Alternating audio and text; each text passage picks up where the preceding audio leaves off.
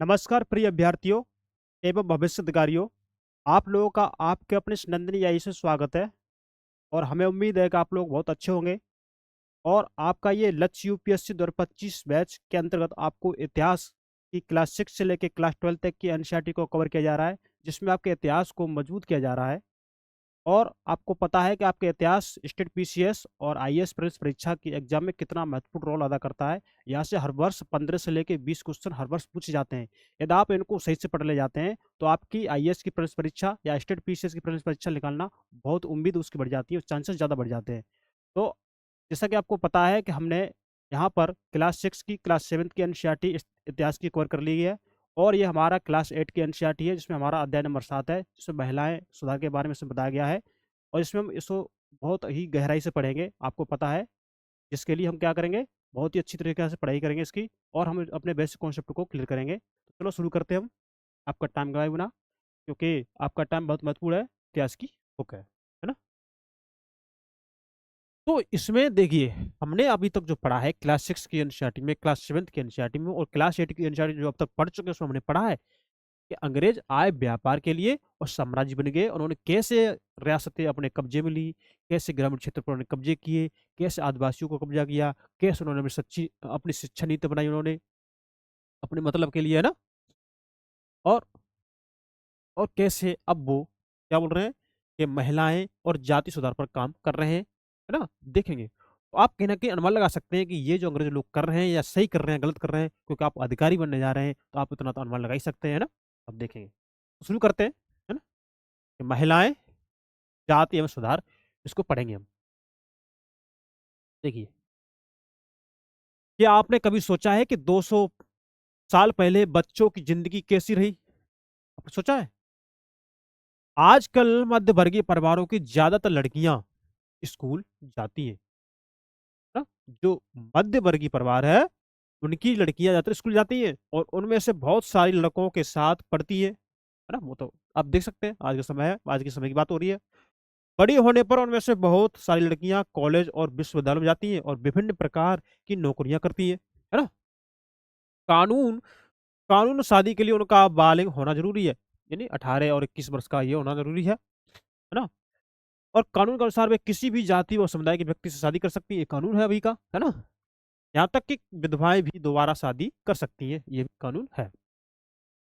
पुरुषों की तरह सभी महिलाएं वोट डाल सकती हैं और चुनाव लड़ सकती हैं। बेशक सभी महिलाएं इन अधिकारों का उपभोग नहीं कर पाती, लेकिन गरीबों को शिक्षा के मौके मुश्किल से ही मिलते हैं। लेकिन गरीब जो अभी भी है, उनको शिक्षा के मौके अभी भी मुश्किल से मिल रहे हैं, इनका क्या कहना है, देखेंगे। कब मिलते हैं, यानी मिल ही नहीं पाते हैं, अब देखेंगे। बहुत सारे परिवारों में लड़कियां अपनी इच्छा अनुसार पति भी नहीं चुन सकती। बहुत सारे परिवारों में लड़कियां अपनी इच्छा के अनुसार पति नहीं चुन सकती, अभी देख सकते हैं आप लोग, है ना। 200 साल पहले हालात बहुत भिन्न थे। 200 साल जो हालात थे वो कैसे थे, बहुत भिन्न थे। ज्यादातर बच्चों की शादी बहुत कम उम्र में ही कर दी जाती थी। देखिए, बहुत कम उम्र में बच्चे, जब उनकी खेलने कूदने की उम्र होती थी, जब उनकी पढ़ने लिखने की उम्र होती थी, तब उनकी शादी बहुत कम उम्र में ही कर दी जाती थी, अब देखेंगे, है ना। हिंदू व मुसलमान दोनों धर्मों के पुरुष एक से ज्यादा पत्नियां रख सकते थे। हिंदू और जो मुसलमान धर्म के व्यक्ति हैं, वो एक से ज्यादा पत्नियां रख सकते थे, है ना। देश के कुछ भागों में विधवाओं से यह उम्मीद की जाती थी कि वे अपने पति की चिंता के साथ ही जिंदा चल जाएं, है ना। क्या देश के कुछ भागों में विधवाओं से यह उम्मीद रखी जाती थी, क्या, कि अपने पति की चिता के साथ ही जिंदा जल जाएं, ये उम्मीद रखी जाती थी। इस तरह से स्वेच्छा से या जबरदस्ती उन्हें मार मार दी गई महिलाओं को सती कहा कहकर महिमा मंडित किया जाता था। या तो वो स्वेच्छा से जल जाती थी, अगर स्वेच्छा से नहीं जलती थी तो उन्हें मार दिया जाता था। देखिए, ये धुआं कर दिया है, ये देखिए, आप इसको देखिए, थोड़ा इस चित्र को थोड़ा देख लेते हैं, है ना, इसको थोड़ा समझ लेते हैं सती प्रथा को। ये महिला, ये जो चिता जल रही है एक व्यक्ति की, है ना, तो ये इसका पति होगा, इस महिला का, जो जो इसकी चिता चिता जल रही है ना। अब इसमें देखिए, ये धुआं ऊपर उठ रहा है, क्या इस धुएं में उसमें कुछ दिख रहा है आपको? नहीं। इस औरत को जबरदस्ती से धकेला जा रहा है, जबकि इससे मरने की इच्छा नहीं है, ये मरना नहीं चाहती, लेकिन इसको जबरदस्ती धकेला जा रहा है। उस समय क्या होता था, इस समय की बात, कि इतना धुआं कर दिया जाता था कि जिससे वो सती उसमें जले, वो किसी को दिखे नहीं। और बैंड बाजों से इतनी आवाज की जाती थी कि उसके रोने चीखने की आवाज सुनाई ना दे। अब देखिए, और उसे ऐसी दवा पिलाई जाती थी जिससे वो कैसा क्या हो जाए, उसे वो सुस्त हो जाए, उसे मालूम ना पड़े हम क्या कर रहे हैं, क्या हमारे साथ हो रहा है ना। जब जलती थी तो उस दर्द तो होता होगा, चिल्लाती होगी, तो उसके लिए वो बैंड बाजी की आवाज करते थे, इससे उसकी रोने की आवाज न सुनाई दे। देखिए, ये दिशा थी उस समय। आप इसका आकलन कर सकते हैं। तो या तो उनको मार देते थे, या वो अपनी इच्छा से जल जाती थी, है ना। तो यह सती कहकर महिमा मंडित किया जाता था। सती सती शब्द का अर्थ ही सदाचारी महिला था, उनका यह मानना है। संपत्ति पर भी महिलाओं के अधिकार बहुत सीमित थे, मतलब बहुत ज्यादा नहीं थे। शिक्षा तक महिलाओं की प्राय कोई पहुंच नहीं होती थी। देश के बहुत सारे भागों में लोगों का विश्वास था कि अगर औरतें पढ़ी लिखी होंगी तो वह जल्दी विधवा हो जाएंगी। मतलब इनकी ये क्या परंपरा रही है, क्या इनका विचार थे कि अगर औरतें ज्यादा पढ़ लिख जाएंगी तो जल्दी विधवा हो जाएंगी, है ना, इसलिए इनको पढ़ाओ लिखाओ भी मत। और ये नहीं देख रहे हैं उनकी कम उम्र में शादी कर दे रहे हैं, है ना, और जिससे शादी कर रहे हैं उसकी उम्र कितनी ज्यादा हो रही है, तो जिम्मेदार तो उनका वही परिवार है ना, जो उनके लिए बर ढूंढने गया था, वही तो परिवार है। उनको अपने इच्छा का पति चुनने की इच्छा थी नहीं, है ना।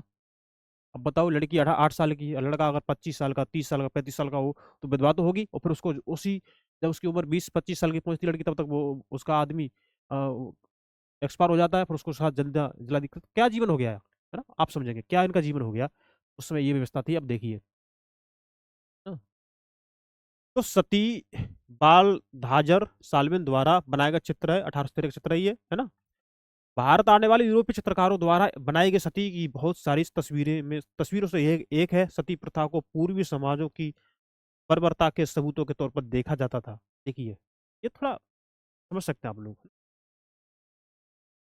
समाज में सिर्फ स्त्रियों और पुरुषों के बीच ही फर्क नहीं थे। समाज में जो स्त्री थी और पुरुषों के बीच ही फर्क नहीं थे, तो ज्यादातर इलाकों में लोग जातियों में भी बटे हुए थे। किसमें? जातियों में भी बटे थे ज्यादातर लोग इलाकों में, देखेंगे। ब्राह्मण और क्षत्रिय खुद को ऊंची ब्राह्मण और क्षत्रिय ना, वे खुद को ऊंची जाति का मानते थे। इसके बाद व्यापार और महाजनी आदि से जुड़ी जातियों, जिन्हें प्राय वैश्य कहा जाता था, का स्थान आता था। देख सकते हैं उस समय ये स्थिति थी, है ना। फिर काश्तकार बुनकर, जो काश्तकार होते बुनकर होते, वो कुम्हार जैसे दस्तकार आते थे, जिन्हें शूद्र कहा जाता था। क्या, जिन्हें क्या कहते थे? शूद्र कहते थे। इसी श्रेणी क्रम की सबसे निचली पायदान पर ऐसी जातियां थीं जो गांव शहरों को साफ सुथरा रखती थी, ये या ऐसे काम धंधे करती थी जिन्हें ऊंची जातियों के लोग दूषित कार्य मानते थे। मतलब जो साफ सफाई कर रहे हैं, जो अपने शहरों को स्वच्छ रख रहे हैं, आप उनसे ही घृणा कर रहे हैं, है ना। अगर वो साफ सफाई करना बंद कर दे तो आपका क्या होगा, पता है? सोचा आपने कभी? तो ये बात इसमें कही गई है। यानी ऐसे काम जिनकी वजह से उनकी जाति भ्रष्ट हो जाती थी। क्या? उनकी जाति भ्रष्ट हो जाती थी। ऊंची जातियां निचले पायदान पर खड़ी इन जातियों के लोगों को अछूत मानती थी। अब देखेंगे, ये स्थिति थी, ये पोजीशन थी उस समय, है ना। इन लोगों को मंदिरों में प्रवेश करने, सवर्ण जातियों के इस्तेमाल वाले कुओं से पानी निकालने या ऊंची जातियों के आधिपत्य वाले घाट तालाबों पर नहाने की छूट नहीं होती थी। अब देख सकते हैं ये स्थिति थी उस समय, है ना। सवर्ण जात मतलब ऊंची जाति वाली, है? उन्हें निम्न दर्जे का मनुष्य माना जाता था, है ना। 19वीं और 20वीं सदी के दौरान इनमें से बहुत सारे कायदे कानून और नजरिए धीरे धीरे बदलते गए। अब आइए देखें कि ऐसा हुआ कैसे, इसको हम थोड़ा जान लेते हैं, है ना। तो एक तरह से हमने थोड़ी ये भूमिका पढ़ ली है, आपके अनुसार थोड़ी भूमिका दे दी है ना। तो अब इसी को हम थोड़ा देख लेते हैं, है ना।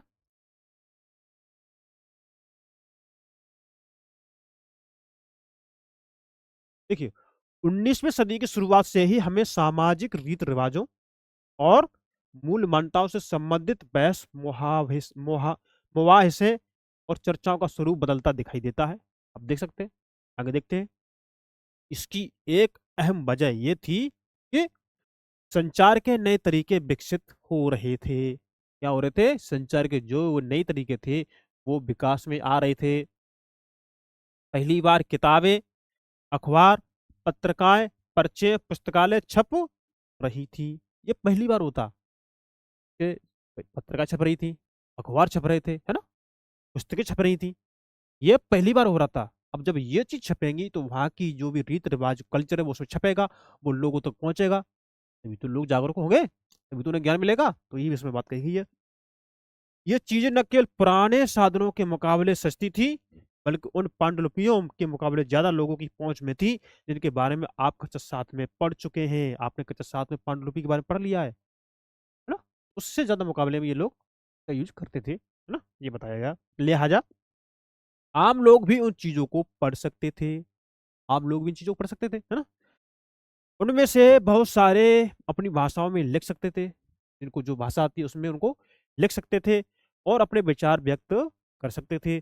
नए शहरों में तमाम तरह के सामाजिक, राजनीतिक, आर्थिक, धार्मिक मुद्दों पर पुरुषों के बीच चर्चा होती रहती थी। मैंने क्या कहा, अपने कल्चर को लिखेंगे उसमें, है ना। तो जहाँ जहाँ पुस्तक जाएगी तो उसके वहाँ की जो कल्चर रहा है जिस स्थान का, उसके बारे में पढ़ेंगे, है ना। तो उनकी बारे में चर्चा होती थी। कभी कभी महिलाओं के बीच में भी चर्चा होती थी, है ना। तो ये चर्चाएं आम जनता तक पहुंच सकती थी, है ना। जब पत्रिकाएं छप रही हैं, अखबार छप रहे हैं, पुस्तकें छप रही हैं, तो आम जनता के बीच में ये सूचना पहुंचेंगी। सामाजिक परिवर्तन के आंदोलन से जुड़ी होती थी ये। किससे? सामाजिक परिवर्तन के आंदोलन से, है ना। इस तरह की बहसें अक्सर भारतीय सुधारकों और सुधार संगठनों की तरफ से शुरू होती थी। राजा राम मोहन राय 1772 से 1833 इसी इसी तरह के सुधारक थे। उन्होंने कलकत्ता में ब्रह्मो सभा के नाम से एक सुधारवादी संगठन बनाया था, है ना। किन्होंने? राजा राम मोहन राय ने। राजा राम मोहन राय ने, इनका टाइम पीरियड दिया गया 1772 से 1833 के बीच में। इसी तरह के सुधारक थे ये, और उन्होंने कलकत्ता में ब्रह्मो सभा के नाम से सुधारवादी संगठन बनाया। कहाँ बनाया? कलकत्ता में। किसके नाम से? ब्रह्मो सभा के नाम से। क्या? सुधारवादी संगठन बनाया, जिसे बाद में ब्रह्मो समाज के नाम से जाना गया, है ना। तो राम मोहन राय जैसे लोगों को सुधारक इसलिए कहा जाता है, उनको सुधारक इसलिए कहा जाता है क्योंकि वे मानते थे कि समाज में परिवर्तन लाना जरूरी है, अन्यायपूर्ण तौर तरीके से छुटकारा पाना जरूरी है। इसलिए इनको सुधारवादी मानते थे, क्योंकि इनके ये विचार थे। आगे देखेंगे।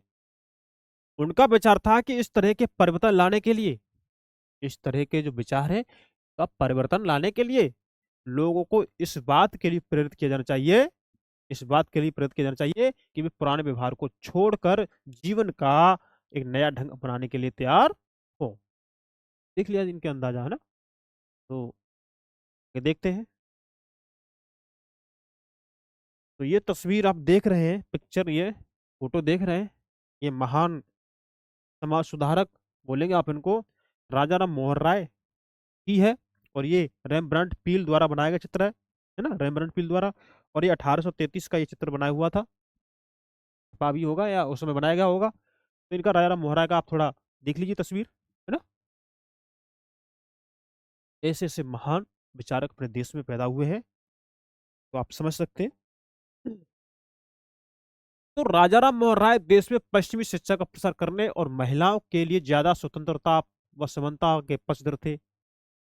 आप देखिए, यहाँ से सीधा सीधा क्वेश्चन पूछ लिया जा सकता है, या सीधा सीधा स्टेटमेंट उठा के आपके एग्जाम में रख दिया जा सकता है, क्या कि राजा राम मोहन राय देश में पश्चिमी शिक्षा प्रसार करने, देश में क्या, पश्चिमी शिक्षा प्रसार करने और महिलाओं के, किसके, महिलाओं के लिए ज्यादा स्वतंत्रता व समानता के पक्षधर थे। देखेंगे आप लोग।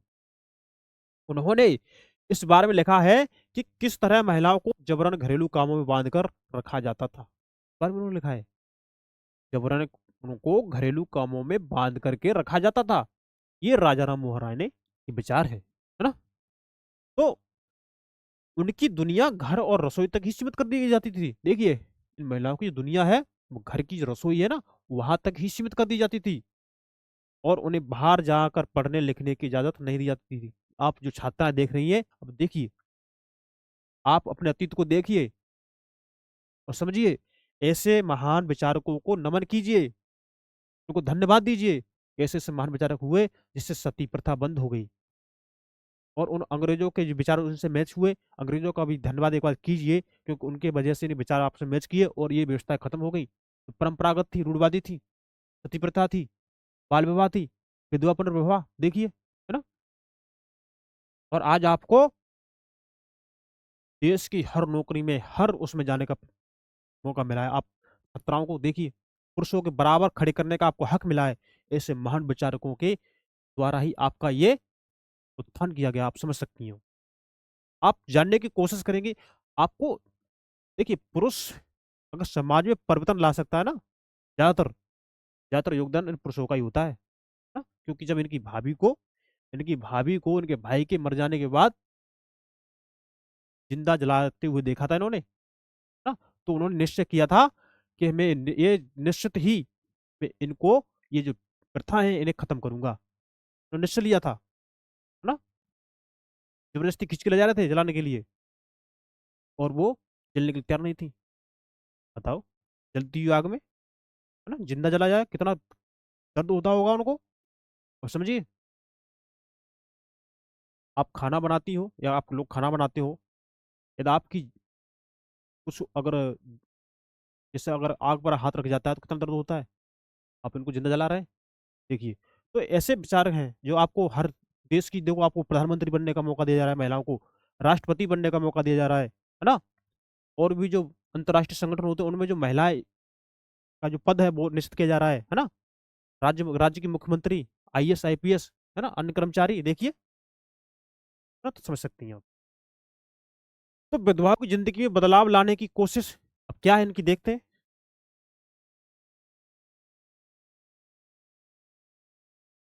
विधवाओं को विधवाओं की जिंदगी में बदलाव लाने की कोशिश, इसको देखेंगे।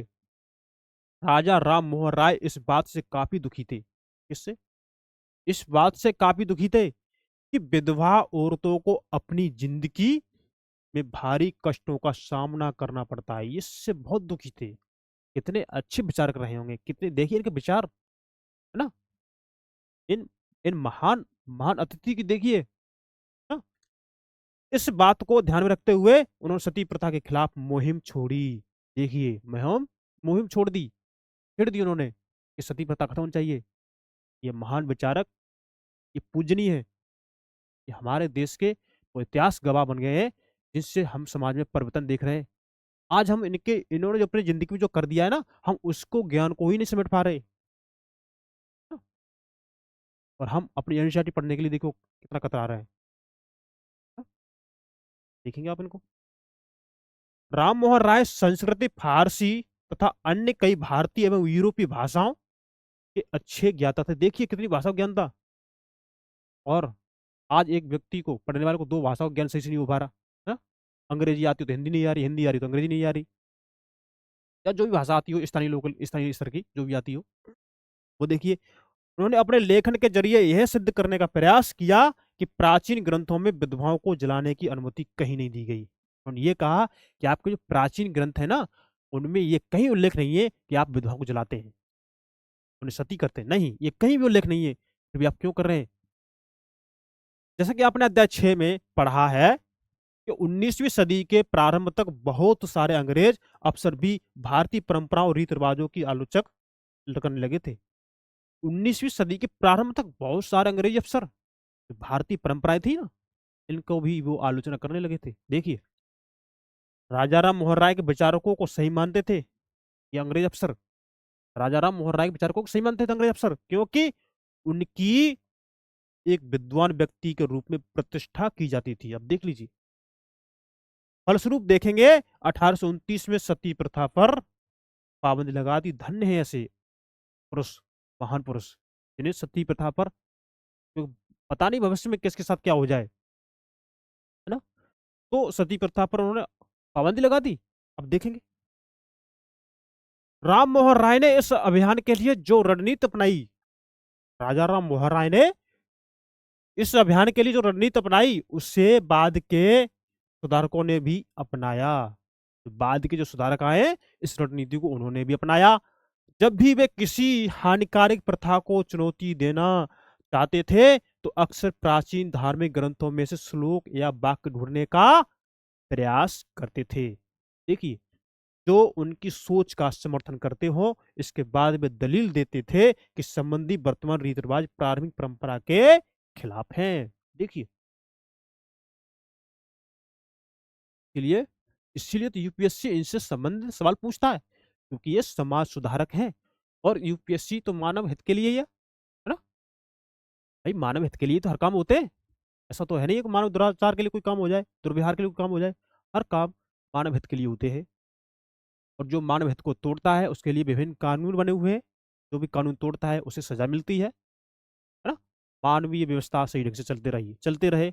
यही भारत का ही नहीं, भारत देश का ही नहीं, पूरे विश्व का यही एजेंडा है। और इसी पर विभिन्न प्रकार की समितियां, संगठन बनते हैं। यही कारण है। देखेंगे, अब चित्र 3 देखिए आप। अब चित्र थोड़ा ये परंपरा है उन समय की, थोड़ा त्योहार है, थोड़ा कष्टदायक त्योहार है ना? तो चित्र 3 कुंडों पर झूलने का त्योहार है ये, है ना? चित्र 3 है ये, कि कुंडों पर जो झूलने का, जो कुंड है उन पर झूल झूल रहे हैं, इसका ये त्योहार दिया गया है। देखियो, इस लोकप्रिय त्योहारों में, त्योहार है, इनमें भक्त पारंपरिक अनुष्ठानों के तहत अजीब तरह के कष्ट सहने का अभ्यास करते हैं। अब अजीब तरह के कष्ट होते हैं, कष्ट कष्ट है, किसी भी तरह का हो, है ना? तो वो अजीब हो गया, थोड़ा अजीब टाइप का, है ना? अपनी खाल में कुंडा भेद कर एक झूले पर लटक जाते थे। भाई, अपनी खाल में कुंडा भेद करके वो लटक रहे हैं। देखिए, है ना? क्या इनके दर्द नहीं हो रहा होगा, लेकिन इन्हें कष्ट सहने के अभ्यास है।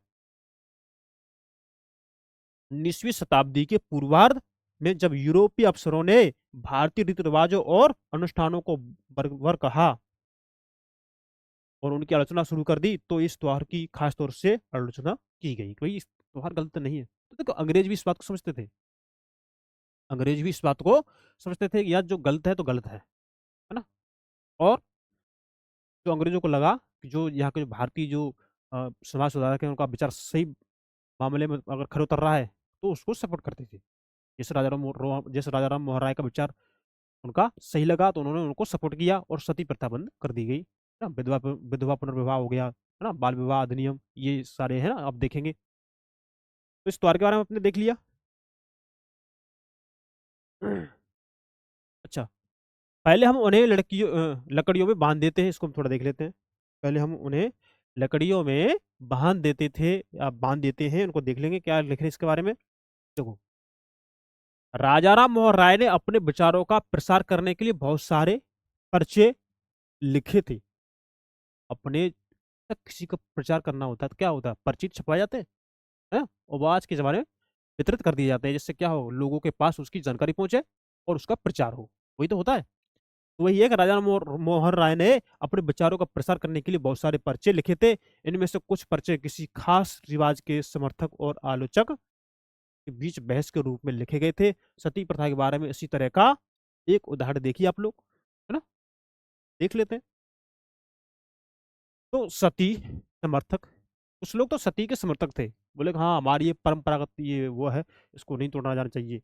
लेकिन अंग्रेजों ने कहा नहीं, ये बंद होना चाहिए। राजा राम मोहन राय ने कहा कि नहीं, ये बंद होना चाहिए, क्योंकि राजा राम मोहन राय के साथ ये हो चुका था, भाभी के साथ, है ना? तो जब राजा राम मोहन राय को पढ़ेंगे, है ना, तो उसके बारे में विस्तार से लिखा होगा। अब हम वहाँ हम अच्छी चीजों को और डिटेल से पढ़ेंगे उनके बारे में, है ना? तो सती समर्थक कौन थे? कि औरतें कुदरती तौर पर कम समझदार, बिना दृढ़ संकल्प वाली, भरोसे योग्य नहीं होती, इन्होंने कहा था। देखिए, उनमें से बहुत सारी खुद ही अपने पति की मृत्यु के बाद उसके साथ जाने की कामना करने लगती हैं, उन्होंने लिखा है। परंतु वे कहीं दिक्कती आग से भाग ना निकले, इसलिए पहले हम उन्हें चिता की लकड़ियों में कसकर बांध देते। अरे देखो क्या हाल थे, ताकि लकड़ियों में कसकर बांध देते। और लकड़ी तो मोटी मोटी रखते होंगे फिर तो ये, हाँ? दिक्कती आग में कैसे जिंदा, देख सकते हैं आप लोग, समझ लिए खुद। सती विरोधी क्या, आप लोगों ने महिलाओं को अपनी स्वाभाविक क्षमता का प्रदर्शन करने का सही मौका ही कब दिया? उन्होंने कहा कि आपने महिलाओं को मौका ही कब दिया था? बताइए, आपने मौका दिया था महिलाओं को जो कि वो अपनी स्वाभाविक क्षमता का प्रदर्शन करें? तो मौका तो दिया नहीं। फिर भला तुम ये कैसे कह सकते हो कि उन्हें समझ नहीं होती? फिर आप ये कैसे कह दोगे उनको समझ नहीं होती? अगर ज्ञान और शिक्षा के बाद भी कोई व्यक्ति न समझ सकता हो या पढ़ाई गई चीजों को ग्रहण न कर पाए तो हम उसे अक्षम मान सकते हैं, परंतु अगर तुम औरतों को पढ़ने का मौका ही नहीं दोगे तो तुम उन्हें कमतर कैसे कह सकते हो? बताओ। हा? ये उनका तर्क था। बात आपको देखिए, पक्ष विपक्ष करना आना चाहिए आपको, है ना, और एक बैलेंस आना चाहिए। देखिए, आप समझ पा रहे होंगे क्या अच्छा है क्या गलत है ना। तो हम आगे चलते हैं। उदाहरण के लिए हम देखते हैं, क्या देखते हैं कि प्रसिद्ध सुधारक ईश्वर चंद्र विद्यासागर ने विधवा विवाह के पक्ष में प्राचीन ग्रंथों का ही हवाला दिया था। विधवा विवाह का जो के पक्ष में जो प्राचीन ग्रंथों का है, इन्होंने वही उसी का हवाला दिया था। अंग्रेज सरकार ने उनका यह सुझाव मान लिया और 1856 में विधवा विवाह के पक्ष में एक कानून पारित कर दिया। जो विधवाओं के विवाह का विरोध करते थे, उन्होंने विद्यासागर का भी विरोध किया। जो विधवाओं के विवाह का जो विरोध करते थे, तो उन लोगों ने भी विद्यासागर का विरोध किया और यह तक कि उनका बहिष्कार कर दिया गया। अब देखिए, तो ये चित्र आप देख रहे हैं ना, ये फोटो, ये है स्वामी दयानंद सरस्वती की। दयानंद ने 1875 में आर्य समाज की स्थापना की थी। देखो, यहाँ से भी क्वेश्चन सीधे सीधे पूछ लिए जाते हैं ना। तो स्वामी दयानंद सरस्वती कब 1875 में आर्य समाज की स्थापना की थी, है ना। आर्य समाज ने हिंदू धर्म को सुधारने का प्रयास किया था। देखिए, हम यहाँ चल रहे थे कि जो विधवाओं के विवाह का विरोध करते थे, उन्होंने विद्यासागर का भी विरोध किया और यहाँ तक कि उनका बहिष्कार कर दिया। आप पढ़ रहे हैं, है ना, हमारे साथ पढ़ रहे हैं। 19वीं सदी के उत्तरार्ध तक विधवा विवाह के पक्ष में चलाया जा रहा आंदोलन देश के अन्य भागों में भी फैल गया था। देखिए, अब एक बार फिर, 19वीं सदी के उत्तरार्ध तक विधवा विवाह के पक्ष में चलाया जा रहा आंदोलन देश के अन्य भागों में भी फैल गया था। देखिए, मद्रास प्रेसिडेंसी के, है ना, मद्रास प्रेसिडेंसी के तेलुगु भाषी इलाकों में वीरेशलिंगम, है ना, पंतुलु ने विधवा विवाह के समर्थन में एक संगठन बनाया था। इन लोगों ने, वीरेशलिंगम पंतुलु ने विधवा विवाह के समर्थन में क्या बनाया? एक संगठन बनाया। लगभग उसी समय बम्बई में युवा बुद्धिजीवियों, क्या हुआ उस समय, जो बम्बई में जो भी युवा जो बुद्धिजीवी थे, उन्होंने, है ना, युवा बुद्धिजीवियों और सुधारकों ने भी विधवा विवाह के प्रचार प्रसार का संकल्प लिया था। अब भाई युवा लोग हैं, बुद्धिजीवी हैं, है, तो वो इस बात को समझ रहे थे। उत्तर में आर्य समाज की स्थापना करने वाले स्वामी दयानंद सरस्वती ने भी विधवा विवाह का समर्थन किया। देखिए, विधवा विवाह होना चाहिए। आप देखेंगे कि इसके बावजूद विवाह करने वाली विधवा महिलाओं की संख्या काफी कम थी। केवल क्या हुआ, जो विधवा विवाह की महिला की संख्या थी, वो कैसी थी? काफी कम थी। विवाह करने वाली विधवाओं को समाज में आसानी से स्वीकार नहीं किया जाता था। देखिए, विवाह करने वाली विधवा की जो महिलाएं हैं ना, उनको समाज में आसानी से स्वीकारते नहीं थे। अब उसमें उस महिला का क्या दोष है? अगर वो महिला विधवा होगी तो उसमें उसका दोष क्या है? हाँ? अब समाज ने ये कुरीतियां बना रखी हैं। इन कुरीतियों को तो अंग्रेजों ने विरोध किया था, और जो समाज सुधारक हैं अपने देश के, आपके देश के, आपके राष्ट्र के, जो गलत रीतियां थी, तो उनको ही तो उन्होंने विरोध किया, है ना, और उनमें एक नवाचार लाना चाहा। वही वही मतलब मैं क्या कह रहा हूँ, मानव के हित के लिए, मानव के साथ कुछ गलत ना हो, है ना, किसी का दिल ना दुखे, उस किसी के साथ ऐसा व्यवहार मत कीजिए जो कि उसकी दिल की भावनाओं को ठेस पहुंचे, उसका दिल दुखे। तो वही उसी के आधार पर ये चीज हो रही है, आप देख सकते हैं। इस तरह रूढ़िवादी तबके इस नए कानून का विरोध करते रहे। जो रूढ़िवादी तबके थे, जो वो ये चाहते थे कि जो चीज पहले चलती थी वो आज भी चले, तो वो तबके तो उस चीज का विरोध करेंगे, क्योंकि समाज में सब व्यक्ति की सोच एक जैसी नहीं होती, है ना। तो वही इसमें बात कही गई है। अब ये जो चित्र आप देख रहे हैं, ये ईश्वर चंद्र विद्यासागर का चित्र है, फोटो है उनकी, है ना। तो ये क्या बोल रहे हैं कि लड़कियां स्कूल जाने लगती हैं। थोड़ा इसके बाद जान लेते हैं। देखिए, बहुत सारे सुधारकों को लगता था कि महिलाओं की दशा सुधारने के लिए लड़कियों को शिक्षित करना जरूरी है। नहीं लगता था कि अगर हमें महिलाओं की दशा अगर सुधारनी है, आप जो छात्रा पढ़ रही है ना, आप समझिए इनको। बहुत सारे सुधारकों को लगता था कि महिलाओं की दशा सुधारने के लिए लड़कियों को शिक्षित करना जरूरी है, तभी महिलाओं की दिशा सुधर सकती है, दशा सुधर सकती है। अब देखिए, तभी दशा सुधर सकती है। आज जो महिला डॉक्टर, इंजीनियर, आईएएस, आईपीएस, अन्य अधिकारी, है ना, मुख्यमंत्री, प्रधानमंत्री, राष्ट्रपति, अन्य अंतर्राष्ट्रीय स्तर की जो संधियां होती हैं, गठबंधन होते हैं, उनके अध्यक्ष, उपाध्यक्ष बन जाती है ना, ऐसे लोगों ने समर्थन किया था। देखिए, कलकत्ता में विद्यासागर और बंबई में बहुत सारे अन्य सुधारकों ने लड़कियों के लिए स्कूल खोले। देखिए, कलकत्ता में विद्यासागर हो गए, है ना, और बंबई में बहुत सारे अन्य सुधारकों ने क्या खोले थे, लड़कियों के लिए स्कूल खोले थे, जिससे लड़कियों को शिक्षा मिल सके, वो भी अपने अधिकार को जान सके, वो भी पढ़ सके, वो भी समाज जो इतिहास है वो जान सके, कल्चर जान सके, है ना, चीजों को समझ सके। वही बात इसके लिए खोला उन्होंने। तो 19वीं सदी के मध्य में जब इस तरह के प्रारंभिक स्कूल खुले तो बहुत सारे लोग उनसे डरते थे। जब स्कूल खुले तो क्या हुआ, लोग उनसे डरते थे। लोगों को भय था कि स्कूल वाले लड़कियों को घर से निकाल ले जाएंगे। उनको लगता था कि स्कूल वाले लड़कियों को घर से निकाल के ले जाएंगे, है ना, और उन्हें घरेलू कामकाज नहीं करने देंगे। उनका ये मानना था, घरेलू कामकाज नहीं करने देंगे, स्कूल से लड़की उसको, घर से लड़की को जो हमारी छात्राएं हैं, लड़कियां हैं, उनको निकाल के ले जाएंगे, तो जो घरेलू काम होते वो नहीं करने देंगे। तो इन चीजों को उनको डर लगता था। स्कूल जाने के लिए लड़कियों को सार्वजनिक स्थानों से गुजर कर जाना पड़ता था, मतलब जहाँ सार्वजनिक स्थान समझते होंगे, है ना, सड़क से या किसी गली से, है ना, या स्कूल के बाहर में जाते हैं तो सार्वजनिक स्थान ही हो गए, है ना, तो वहां से जाना पड़ता होगा उनको।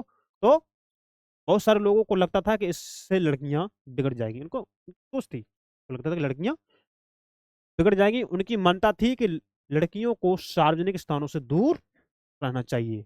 का मानना था कि जो लड़कियां हैं, इनको सार्वजनिक स्थान है उनसे दूर रखना चाहिए, इनका मानना था। फलस्वरूप आप देखेंगे कि 19वीं सदी में पढ़ने लिखने वाली ज्यादातर महिलाओं को उनके उदार विचारों वाले पिता या पति की देख रेख में घर पर ही पढ़ाया जाता रहा। आप देखिए, कई महिलाओं ने बिना किसी की मदद लिए खुद ही पढ़ना लिखना सीखा, है ना। क्या आपको क्या आपको याद है पिछले साल की सामाजिक एवं राजनीतिक जीवन पुस्तक में आप आपने राज सुंदरी देवी के बारे में क्या पढ़ा था? तो पता है, ये ऐसी महिलाओं में से थी जिन्होंने रात में दिए की टिमटिमाती लो में चोरी छिपे ही लिखना पढ़ना सीख लिया था। जो छात्राएं आज पढ़ना नहीं चाहती वो देख लीजिए, इनसे इनसे मोटिवेट हुई आप लोग, उत्साह लाइए अपने मन में, है ना। आपको कहाँ लाके खड़ा कर दिया है इन समाज सुधारकों ने, अब देख लीजिए कितने अधिकार मिल गए हैं, और समझ सकती हूँ। 19वीं सदी के आखिरी हिस्से में 19वीं सदी के आखिरी हिस्से में आर्य समाज द्वारा पंजाब में और जोतवारा फूले द्वारा महाराष्ट्र में लड़कियों के लिए स्कूल खोले गए। यहाँ जो जगह आपको बताई गई, क्या लड़कियों के लिए स्कूल खोले गए। उत्तर भारत के कुलीन मुस्लिम परिवारों की महिलाएं अरबी में कुरान शरीफ पढ़ना सीखने लगी, तो शिक्षा ग्रहण करने लगी एक तरह से अपनी अपनी भाषाओं में। उन्हें घर पर ही पढ़ाने के लिए शिक्षिकाएं रखी जाती थी, उसको तो घर पर ही पढ़ाने के लिए शिक्षिकाएं रखी जाती थी। इस स्थिति को देखते हुए मुमताज अली जैसे कुछ सुधारकों ने कुरान शरीफ की आयतों का हवाला देकर कहा कि महिलाओं को भी शिक्षा का अधिकार मिलना चाहिए। और उनको भी मालूम पड़ने लगा कि हाँ, शिक्षा महिला को मिलेगी तभी हमारा देश या हमारा समाज थोड़ा कुछ आगे कर पाएगा, कुछ समझ पाएगा ना। 19वीं सदी के आखिर से ही उर्दू में उपन्यासों का सिलसिला शुरू हुआ। कब? तो 19वीं सदी के जो आखिरी से ही क्या उर्दू में जो उपन्यासों का सिलसिला था ना, वो शुरू हुआ। इन उपन्यासों में महिलाओं को इस बात के लिए प्रोत्साहित किया गया, किस बात के लिए, कि वे धर्म और घरेलू समाज संभाल के बारे में पढ़े। जो भी घरेलू जो भी धर्म है, घरेलू संभाल सके, है ना, उनके लिए उन्होंने प्रोत्साहित किया। अब हिंदू विद्यालय की छात्राएं 1875 में देखेंगे तो होगा, तो क्या है, कि 19वीं सदी में जब लड़कियों के लिए स्कूल खोले गए, कब? 19वीं सदी में। तो आमतौर पर माना जाता था कि लड़कियों की पढ़ाई लिखाई लड़कों की पढ़ाई लिखाई से कम सख्त होनी चाहिए, ये माना जाता था उन लोगों को। लेकिन आज तो नहीं। अगर आज लड़का आईएएस बन रहा है तो लड़की भी आईएएस बन रही है। लड़का अगर पीएचडी कर रहा है तो लड़की भी पीएचडी कर रही है। आज तो नहीं है ना, है ना? तो सख्त होनी चाहिए। हिंदू महिलाएं विद्यालय ऐसे शुरुआती संस्थानों में से था जहां वहां शिक्षा दी जाती थी जो समय समय लड़कों को दी जा रही थी। आप देख सकते हैं, है ना? इतना ये है। अब हम देखेंगे कि महिलाओं के बारे में महिलाएं लिखने लगी। क्या लिखने लगी? 20वीं सदी की शुरुआत से ही बहुत सारी मुस्लिम महिलाओं ने महिला शिक्षा को बढ़ावा देने के लिए अहम भूमिका अदा की। क्या की? अहम भूमिका अदा की इन्होंने। अब देखेंगे, जैसे भोपाल की बेगमों ने अलीगढ़ में लड़कियों के लिए प्राथमिक स्कूल खोला। कहाँ? देखेंगे, कहाँ खोला? भोपाल की बेगमों ने अलीगढ़ में लड़कियों के लिए प्राथमिक स्कूल खोला। देखिए, बेगम रुकैया सखावत हुसैन भी इस दौर की एक प्रभावशाली महिला थी जिन्होंने कलकत्ता, कहाँ? कलकत्ता,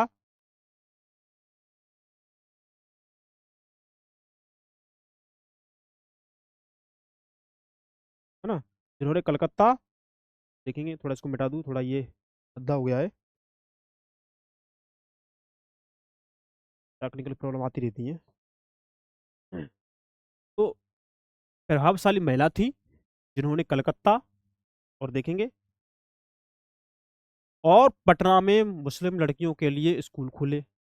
पटना में, कलकत्ता में, है ना, मुस्लिम लड़कियों के लिए स्कूल खोले। वह रूढ़िवादी विचारों की कटु आलोचक थी। जो भी रूढ़िवादी विचार थे उनकी वो कटु आलोचक थी। और उनका मानना था कि प्रत्येक धर्म के धार्मिक नेताओं ने औरतों को निचले दर्जे में रखा है। उनका ये मानना था कि प्रत्येक धर्म के जो धार्मिक नेता है ना, धर्म के नेता, धर्म के नेता ने औरतों को निचले दर्जे में रखा है इन्होंने, है ना? आप देख सकते हैं। 1880 के दशक तक आते आते भारतीय महिलाएं विश्वविद्यालयों में प्रवेश लेने लगी थी। अब देख लीजिए, 1880 का दशक आया, आते आते महिलाएं क्या विश्वविद्यालय में प्रवेश लेने लगी। उनमें से कुछ चिकित्सक, डॉक्टर, कुछ शिक्षिका, टीचर, है ना, बन गई। बहुत सारी महिलाएं लिखने लगी। क्या हो गई? बहुत सारी महिलाएं लिखने लगी। और उन्होंने समाज में महिलाओं की स्थिति पर अपने आलोचनात्मक विचार पर आलोचनात्मक विचार प्रकाशित किए उन्होंने। देखेंगे, है ना? देखेंगे आप लोग कैसे महिलाओं का शिक्षा में उत्थान हो रहा है ना? तो इन विचारक जो आए थे इन्होंने सपोर्ट किया, एक के बाद एक के बाद एक के बाद सपोर्ट करते हुए तो चीजें सही होने लगी, है ना? देख सकते हैं आप लोग। पूना में घर पर ही रहकर शिक्षा प्राप्त करने वाली ताराबाई सिंधे, ताराबाई सिंधे ने पुरुष स्त्री पुरुष तुलना नाम से एक किताब प्रकाशित की जिसमें पुरुषों और महिलाओं के बीच मौजूद सामाजिक फर्कों की आलोचना की थी उन्होंने, है ना? ताराबाई सिंधे ने ये स्त्री पुरुष तुलना नाम की एक पुस्तक लिखी थी जिसमें क्या क्या था। देखिए, यहाँ से क्वेश्चन पूछा जा सकता है, स्त्री पुरुष तुलना नाम की पुस्तक किसने लिखी थी? तो आपके पास ऑप्शन होंगे। अगर उस ऑप्शन में अगर ताराबाई शिंदे का नाम है तो आप उसे सही कर देंगे क्योंकि आपने पढ़ रखा है, और जिन्होंने नहीं पढ़ा वो उसे गलत कर देंगे या तो वो उस क्वेश्चन को छोड़ ही जाएंगे, है ना? तो इसलिए आप शब्दों को ध्यान से पढ़ेंगे और ध्यान से सुनते रहेंगे, देखते रहेंगे। तो सामाजिक फर्कों की आलोचना की गई थी। देखेंगे, ये पंडित रमाबाई है, इतना आप देखिए इनका, है ना, तस्वीर इनकी, है ना? आगे देखते हैं। संस्कृत की महान विद्वान पंडित रमाबाई का मानना था, क्या मानना था? ये संस्कृत की महान विद्वान थी ये पंडित रमाबाई, ना, कि हिंदू धर्म महिलाओं का दमन करता है। का यह मानता था जो हिंदू धर्म है वो महिलाओं का क्या कर रहा है? दमन कर रहा है। उन्होंने ऊंची जातियों की हिंदू महिलाओं की दुर्दशा पर एक किताब भी लिखी है। उन्होंने पूना में एक विधवा गृह की स्थापना की थी। पूना में, कहां पर? पूना में एक विधवा गृह की स्थापना की। जहां ससुराल वालों के हाथों अत्याचार झेल रही महिलाओं को पनाह दी जाती थी। देखिए, ससुराल वाले जहाँ पर अत्याचार करते ना महिला पर, उन महिलाओं को वहां पर जगह मिलती थी, आश्रय मिलता था वहां पर, है ना। तो उन्होंने वहाँ विधवा गृह की स्थापना की थी। वह महिलाओं को ऐसी चीजें सिखाई जाती थी जिनके सहारे वे अपनी रोजी रोटी चला सके, ऐसा उन्हें कौशल दिया जाता था। देखिए महिला, पंडित रमाबाई, विचार इनके देखिए। ऐसी आप बनने की कोशिश कीजिए, ऐसे आप अपने अंदर विचार लेके आइए, है ना। जाहिर है कि इन सब बातों से रूढ़िवादी खेमे के लोग काफी आग बबूला हुए। जो रूढ़िवादी खेमे के लोग हैं ना भाई, उन्हें तो दिक्कत होनी है, तो क्या हुआ, आग बबूले हो गए। उदाहरण के लिए बहुत सारे हिंदू राष्ट्रविदों को लगने लगा था कि हिंदू महिलाएं पश्चिमी तौर तरीके अपना रही हैं। क्या, हिंदू महिला हैं वे पश्चिमी तौर तरीके अपना रही हैं, इनको लगा, जिससे हिंदू संस्कृति भ्रष्ट होगी, है ना, उन्हें लगा था। और पारिवारिक संस्कार वो नष्ट हो जाएंगे। रूढ़िवादी मुसलमान भी इन बदलावों के नतीजों को लेकर चिंतित थे। जो रूढ़िवादी मुसलमान थे ना, तो वो भी इनसे चिंतित थे कि क्या हो रहा है ना। जैसा कि आप देख सकते हैं कि 19वीं सदी के आखिर तक खुद महिलाएं भी सुधारों के लिए बढ़ चढ़कर प्रयास करने लगी थी। कब, 19वीं सदी के आखिरी तक खुद महिलाएं सुधारों के लिए बढ़ चढ़कर प्रयास करने लगी थी। और उन्होंने किताबें लिखी, पत्रिकाएं निकाली, स्कूल और प्रशिक्षण केंद्र खोले तथा महिलाओं को संगठित किया। 20वीं सदी की शुरुआत से वे महिलाओं को मताधिकार, बेहतर स्वास्थ्य और सुविधाएं और शिक्षा के अधिकार के बारे में कानून बनाने के लिए राजनीतिक दबाव समूह बनाने लगी थी। अब देखिए कितना सुधार हो गया, है ना। अब एनसीईआरटी कितना विस्तार से एक शब्द को कैसे पढ़ा रही है एनसीईआरटी, है ना। और इसे ही जानने के लिए लोग भागते हैं। तो इसीलिए तो यूपीएससी, स्टेट पीसीएस यहाँ से क्वेश्चन उठा लेती है एनसीईआरटी से। लगभग 40 से 50% क्वेश्चन आपके एनसीईआरटी से ही आते हैं। और 40 से लेकर 50% योगदान बहुत हो गया। और बच्चे वही नहीं पढ़ते तो कहाँ से प्रीलिम्स हो जाए, कहाँ से मेंस हो जाए, कहाँ से इंटरव्यू हो जाए, आप बताओ। तो आपके लिए तो कितना सही किया जा रहा है ना, पढ़ते क्यों नहीं हो। वो देखो, उनमें से कुछ महिलाओं ने 1920 के दशक के बाद विभिन्न प्रकार के राष्ट्रवादी और समाजवादी आंदोलनों में हिस्सा भी लिया। देखो आप कैसे इतिहास को जी रहे हैं, है ना। इतिहास को देखो कैसे लिंक कर रहे हैं चीजों को वर्तमान से। कैसा आपको अच्छा लग रहा होगा पढ़ते हुए, एक एक बात को विस्तार से हम पढ़ रहे हैं, समझ सकते हैं। 20वीं शताब्दी में जवाहरलाल नेहरू और सुभाष चंद्र बोस जैसे नेताओं ने महिलाओं के लिए और अधिक स्वतंत्रता व समानता की मांगों का समर्थन किया। और भी सुधारक आ गए, है ना। जवाहरलाल नेहरू हो गए, सुभाष चंद्र बोस हो गए, ये नेता लोग आ गए, है ना। राष्ट्रीय नेताओं ने आश्वासन दिया कि स्वतंत्रता मिलने पर सभी पुरुषों व महिलाओं को वोट डालने का अधिकार दे दिया जाएगा। इनने आश्वासन दिया, परंतु उनका आह्वान था कि जब तक स्वतंत्रता नहीं मिल जाती तब तक महिलाओं को अंग्रेजी राज विरोधी संघर्ष में ही जोर लगाना चाहिए, इनका कहना था। तो थोड़ा ये है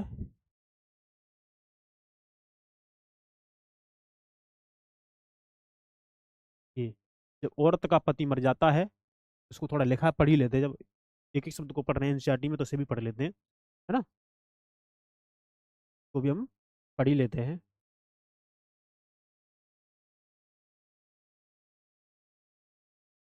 अपनी पुस्तक स्त्री पुरुष तुलना में दिखाया गया है कि ताराबाई शिंदे ने क्या लिखा है। देखिए क्या लिखा है इन्होंने। क्या औरतों को अपनी जिंदगी उतनी ही प्यारी नहीं होती जितनी कि तुम्हें तुम्हारी जिंदगी प्यारी है यार। देखो कैसा कैसा लिखा है? कैसा लिखा है लोगों ने, थोड़ा ये समझ सकते हैं, थोड़ा हृदय को पिघलाने वाली बात लिख दी है इन्होंने। ये तो कुछ ऐसी बात हो गई मानो महिलाएं पुरुषों से बिल्कुल अलग चीजों से बनी है। बात सही है, उनका कहना सही है ना। मानो वे धूल या चट्टानों या जंग लगे लोहे से बनी हो और तुम्हारी जिंदगी शुद्ध सोने की बनी हो। देखिए कैसे स्त्री पुरुष में अंतर लिखा है इन्होंने। हाँ?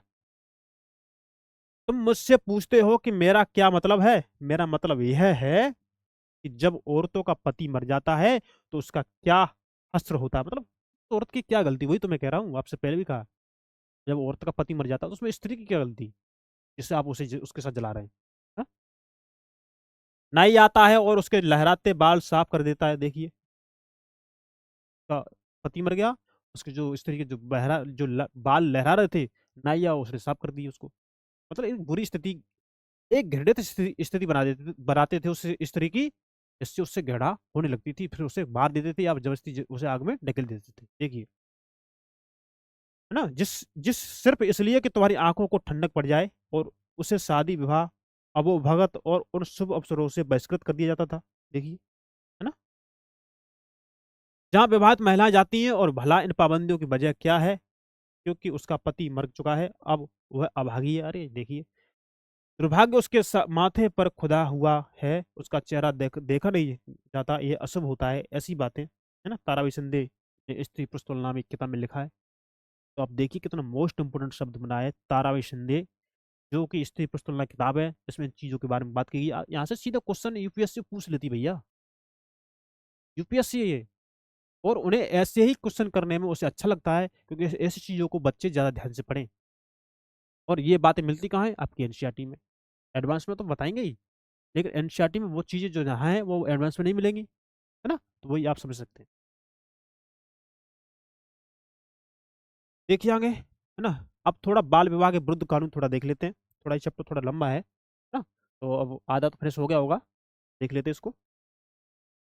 तो बाल विवाह के विरुद्ध कानून, अब थोड़ा बाल विवाह देखिए। इनकी उम्र 8 साल के करीब है, इनकी उम्र देखिए। जब इनकी उम्र 8 साल में क्या बच्ची करेगी, है ना, क्या समझ होगी इससे समाज की, इसे क्या जानते होगी कि हमें अपने पति का चुनाव कैसे करना चाहिए, ये क्या अपने अधिकार पता होंगे इसको। तो इस उम्र में उनका विवाह हो रहा है। देखिए, महिला संगठनों के विकास तथा इन मुद्दों पर हो रहे लेखन की वजह से सुधारों के पक्ष में आवाज और मजबूत हुई। अब देखिए, देखिए, लोग बाल विवाह जैसी स्थापित परंपराओं को चुनौती देने लगे, है ना। केंद्रीय विधानसभा में बहुत सारे सांसद थे, तो आज लोकसभा बोलते हैं, जिन्होंने बाल विवाह पर पाबंदी हेतु कानून बनाने के लिए संघर्ष किया। देखिए, 1929 में बाल विवाह निषेध अधिनियम पारित किया गया। कब? 1929 में। देखिए, इस कानून के बारे में वैसी कड़वी बहसें और संघर्ष नहीं हुए जैसे पुराने सुधारवादी कानूनों के बारे में हुए थे। पुराने सुधारवादी कानून थे, उनमें जितने बहसें हुई थी, वैसी इसमें नहीं हुई, है ना। इस कानून के अनुसार 18 साल से कम उम्र के लड़के और 16 साल से कम उम्र की लड़की की शादी नहीं की जा सकती है। ये कानून था उस समय, लेकिन आज वर्तमान आप देख सकते हैं, यह उम्र बढ़ाकर क्रम से 21 साल और 18 साल कर दी गई। देखिए, 8 साल की दुल्हन है ये। देखिए, मैंने क्या कहा, 8 साल की उम्र की लड़की है ये, क्या जानेगी ये, हाँ? आप इनकी उम्र देखिए, इनकी उम्र देखिए, ये तो फिर भी सही दिखाया गया चित्र इसमें। कभी कभी तो 8 साल 10 साल की लड़की की उम्र कभी 30 साल 35 साल के उस व्यक्ति से की जाती थी, है ना। तो लड़की 20 साल की पहुंच रही है, तो वो 50-60 पे पहुंचे, चले गए। दोस्त किस पे आया? लड़की पर गया, भागे ना कहाँ? अरे उसके घर वालों ने तो रिश्ता ढूंढा था। अगर उसे इतनी समझ होती इस लड़की को, अपना पति चुनने की उसे समझ होती, तो वो उसे चुनती, है ना, कम से कम अपना मिल तो देखती। वही इसमें बात है। तो यह 20वीं शताब्दी की शुरुआत में एक बाल वधू का चित्र है। क्या आपको पता है कि आज भी हमारे देश में 20% से ज्यादा लड़कियों की शादी 18 साल से पहले ही हो जाती है? आप इसे कहीं यूज कर सकते हैं, मेंस में से लिख सकते हैं, अगर निबंध आता है उसमें आप लिख सकते हैं, है ना, या इंटरव्यू में पूछा वहां आप इसके जवाब दे सकते हैं। तो ये थोड़े एक्चुअल चीज थी, है मैंने आपको बता दी। देखिए, जाति और समाज सुधार सुधार, ये हमने आपको बताना चाह रहे हैं कि जाति और समाज सुधार कैसे हुआ, है ना। देखिए, हमने अभी जिन समाज सुधारकों का जिक्र किया है, उनमें से कई जातियां गैर बराबरी के विरोधी थे, है ना। राम मोहन राय ने जाति व्यवस्था की आलोचना की। देखिए, राम मोहन राय, तो जाति व्यवस्था की आलोचना करने वाले एक पुराने बौद्ध ग्रंथ का अनुवाद किया, है ना। प्रार्थना समाज भक्ति परंपरा का समर्थक था। प्रार्थना समाज किसका? भक्ति परंपरा का समर्थक था, जिसमें सभी जातियों की आध्यात्मिक समानता पर जोर दिया गया था। जातीय उन्मूलन के लिए काम करने के लिए बम्बई में 1840 में परमहंस मंडली का गठन किया गया। किसका? परमहंस मंडली का गठन किया गया। इसे थोड़ा अंडरलाइन कर लीजिए। 1840 में परमहंस मंडली का गठन किया गया। किसके लिए? जाति उन्मूलन, जाति पाति को रोकने के लिए, जाति पाति को खत्म करने के लिए। कहां पर? बंबई में। तो आप यहाँ से अगर आपको यूपीएससी से क्वेश्चन पूछ लेती है कि परमहंस मंडली का गठन किस उद्देश्य से किया गया, तो आप बता देंगे कि जात उन्मूलन के लिए। अगर स्टेटमेंट दूसरा ये आता है कि इसका स्थापना 1840 में हुई थी, तो आपके दोनों स्टेटमेंट सही हो जाएंगे, है ना, क्योंकि आपने पढ़ रखा है। इन सुधारकों और सुधार संगठनों के सदस्यों में से बहुत सारे ऊंची जातियों के लोग थे। जो समाज सुधारक थे ना, इनमें से जो संगठन थे वो, उनमें से बहुत ऊंची जातियों के लोग भी थे, है ना। तो गुप्त बैठकों में ये सुधारक भोजन और स्पर्श जैसे मामलों में जातीय कायदे कानूनों का उल्लंघन करते थे। ये लोग जो ऊंची जाति वाले सामने थे, उनकी बात हो रही है। तो जाति कायदे कानूनों का क्या करते थे? गुप्त बैठकों में उल्लंघन करते थे। तो जिससे अपने जीवन में भी जाति पूर्वाग्रहों और बंधनों से निजात पा सके। देखिए, कई लोग ऐसे थे जो जाति आधारित समाज व्यवस्था में होने वाले अन्याय के विरुद्ध थे। हाँ, इन सुधारकों और सुधार संगठनों के सदस्यों में से बहुत सारे ऊंची जातियों के लोग थे। गुप्त बैठकों में ये सुधारक भोजन और स्पर्श जैसे मामलों में जाति कायदे कानूनों का उल्लंघन करते थे, जिससे अपने जीवन में भी जाति पूर्वाग्रहों और बंधनों से निजात पा सके, है ना। आप देखेंगे आगे कि कई लोग ऐसे थे जो जाति आधारित समाज व्यवस्था में होने वाले अन्याय के विरुद्ध थे। जो जाति आधारित समाज व्यवस्था थी, उसमें जो अन्याय हो रहे थे उसके विरुद्ध थे। देखेंगे 19वीं सदी में ईसाई प्रचारक आदिवासी समुदायों और निचली जातियों के बच्चों के लिए स्कूल खोले गए। मतलब नीची जातियों की जो स्थिति से बताई गई है, उनको सुधार में लाने के ये काम किए गए, है ना, उनको बराबर का दर्जा मिल सके, क्योंकि सबको बराबर दर्जा होना चाहिए, क्योंकि जिसने ईश्वर ने पृथ्वी पर जिसको भेजा है, उसका भी उतना ही अधिकार है जितना किसी अन्य उसका अधिकार है इस पृथ्वी पर। हालांकि वो यूज कैसे करता है वो उसका अपना नजरिया है, लेकिन अधिकार बराबर है ना, हर मानव का जो यहाँ आया है उसका। तो इस प्रकार इन बच्चों को बदलती दुनिया में अपना राष्ट्र ढूंढने के नए साधन मिलने लगे थे। तो दुनिया बदल रही थी, उसमें उन्होंने अपने रास्ते ढूंढने के लिए, नए रास्ते ढूंढने के लिए उन्हें उन्हें क्या एक सहारा मिला। उसी समय बहुत सारे गरीब लोग शहरों में निकल रही नौकरियों की तलाश में गांव छोड़कर भी जा रहे थे। शहरों में नौकरी निकल रही थी, तो नौकरी करने के लिए वो गांव को छोड़ करके शहरों में जा रहे थे। नए कारखानों और नगर पालिकाओं में नई नौकरियां निकल रही थी। कल्पना कीजिए कि इससे मजदूरी की कितनी मांग पैदा हो गई। अब देखिए, इससे जो मजदूरी की मांग कितनी पैदा हो गई। शहरों में नालियां बनाई जाती थी, सड़कें बिछानी, नालियां बनाई यानी सड़कें बिछनी थी, इमारतों का निर्माण होना था और शहरों को साफ किया जाना था, है ना। इसके लिए कुलियों, खुदाई करने वालों, बोझा ढोने वालों, ईंट बनाने वालों, नालियां साफ करने वालों, सफाई कर्मियों, है ना, पालकी ढोने वालों, रिक्शा खींचने वालों की जरूरत थी। इनकी बात हो रही है ना। उस समय इन चीजों की नीड थी। देखेंगे ये श्रम कहाँ से आए, ये श्रम कहाँ से आया। इन कामों को संभालने के लिए गांवों और छोटे कस्बों के कारीगर शहरों की तरफ जाने लगे। संभालने के लिए गांव के लोग, कस्बे, छोटे कस्बे के लोग इन कामों को करने के लिए शहरों की तरफ चल दिए, है ना। शहर जाने वाले में से बहुत सारे निम्न जातियों के लोग भी थे। शहर जाने वाले कैसे थे? उस निम्न जातियों के लोग थे। कुछ लोग असम, मॉरिशस मॉरिशस, त्रिनिदाद और इंडोनेशिया आदि स्थानों पर बागानों में काम करने भी चले गए थे। मतलब दूर दूर चले गए थे। नए स्थानों पर काम अक्सर बहुत कठोर था, परंतु गरीबों, निचली जातियों के लोगों को यह गांवों में सवर्ण जमींदारों द्वारा उनके जीवन पर दमनकारी कब्जे और दैनिक अपमान से छूट निकलने का एक मौका था। मतलब गांव में जो सवर्ण जाति के जमींदार थे, उनसे वो बहुत प्रसन्न हो चुके थे, इसलिए वो चाहते थे कि मैं बाहर चला जाऊं, कुछ कर लूं, जैसा भी हो वैसा कर लूंगा, और ये इनका दमनकारी जो नीत रवैया है ना, उससे तो बच जाऊंगा मैं। इसलिए वो चले गए थे। और समझ सकते हैं, देखिए थोड़ा चित्र है, इसको देखेंगे। चित्र 9 है एक कुली जहाज, है ना। 19वीं सदी शताब्दी की बात है ये। जॉन एलन नामक एक कुली जहाज के द्वारा भारतीय मजदूरों को मॉरिशस ले जाया जाता था। भारतीय मजदूर थे ना, उनको कहाँ? मॉरिशस ले जाया जाता था इस जहाज के द्वारा। देखेंगे इस जहाज के द्वारा, जहाँ उन्हें तरह तरह के कठोर काम करने पड़ते थे। इनसे ज्यादातर मजदूर निचली जातियों के होते थे, है ना, क्योंकि वो गरीब थे, उनको शुरू से दबाया गया, है ना, उनके अधिकारों से उनको वंचित रखा गया, संपत्ति से उनको वंचित रखा गया। भाई क्या करें? पैसा नहीं है तो क्या करें? उन्हें अधिकार, उन्हें संसाधन नहीं मिले तो क्या करें बताओ? तो ये जहाज है ना? अब जूते कौन बना सकता है, ये थोड़ा कुछ समझना है।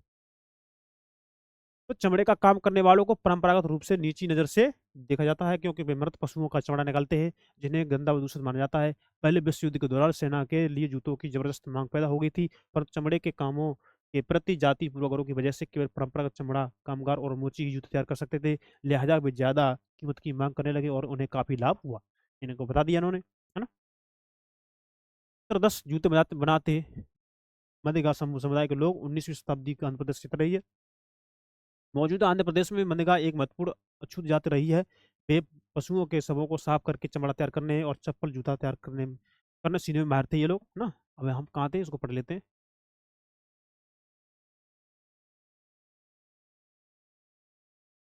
हाँ, दैनिक अपमान से छूट निकलने का एक मौका था इसके आगे। इसके अलावा दूसरी तरह की नौकरियां भी सामने आ रही थी, है ना? उदाहरण के लिए सेना में भी लोगों की जरूरत बढ़ गई। अछूत माने जाने वाले महार समुदाय के बहुत सारे लोगों को महार रेजिमेंट में नौकरी मिल गई, है ना? दलित आंदोलन के नेता बी आर अम्बेडकर, है ना? बी आर अम्बेडकर के पिता एक सैनिक स्कूल में ही पढ़ाते थे। क्या करते थे वो? सैनिक स्कूल में पढ़ाते थे। जो दलित आंदोलन के नेता जो बी आर अम्बेडकर थे ना, तो उनके पिता एक सैनिक स्कूल में पढ़ाते थे, है ना? तो थोड़ा पढ़ लेते, कच्चा में जगह नहीं, है ना? तो बम्बई प्रेसिडेंसी में 1829 में भी अछूतों को सरकारी स्कूलों में घुसने नहीं दिया जाता था, देखिए, है ना?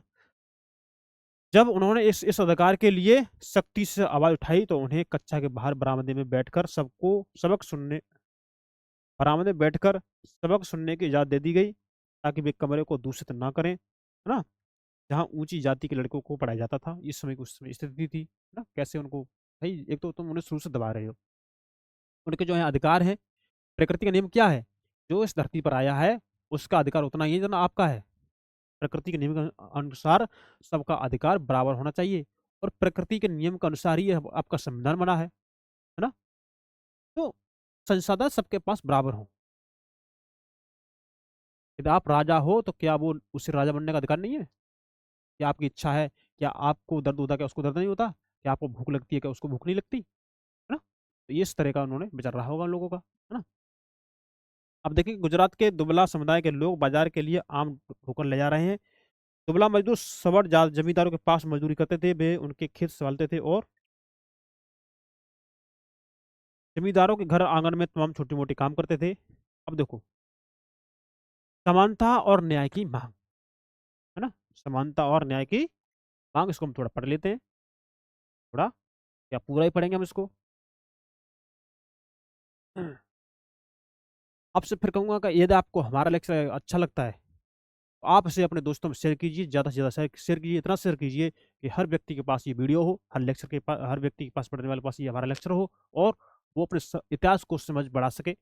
देखिए, आप इतिहास में क्या क्या पढ़ रहे हैं, जो जिन्होंने कभी इतिहास नहीं पढ़ा होगा या इतिहास नहीं पढ़ रहे, वैसे इसीलिए तो कि क्लास 6 से लेके क्लास 12 तक के एनसीईआरटी में, या क्लास 6 से लेके जो भी, या क्लास 6 से लेके जो भी चीज़ पढ़ते हैं उनमें इतिहास होता है, इसलिए कि बच्चों को इसलिए अतीत में क्या हुआ वो समझ होनी चाहिए, है ना? तो उन चीज़ों को हम पढ़ते हैं इसमें। ये चीज़ हमको सबको पता होनी चाहिए, हर व्यक्ति, हर नागरिक को पता होनी चाहिए। इसीलिए ये वीडियो हर जगह होनी चाहिए, ऐसा आप शेयर कीजिए इसे। तो समानता और न्याय की मांग, है ना? 19वीं सदी के दूसरे हिस्से तक गैर ब्राह्मण जातियों के भीतर से भी लोग जाति भेदभाव के खिलाफ आवाज उठाने लगे थे। देखिए, 19वीं सदी के दूसरे हिस्से तक गैर ब्राह्मण जाति के भीतर से भी लोग जाति भेदभाव के खिलाफ आवाज उठाने लगे थे। उन्होंने सामाजिक समानता और न्याय की मांग करते हुए आंदोलन शुरू किया। उन्होंने क्या कहा? सामाजिक समानता चाहिए और हमको समान न्याय चाहिए। इसके लिए आंदोलन शुरू कर दिया। मध्य भारत में सतनामी आंदोलन की शुरुआत घासीदास ने की थी। सतनामी जो आंदोलन है, इसकी शुरुआत किसने किसने की थी?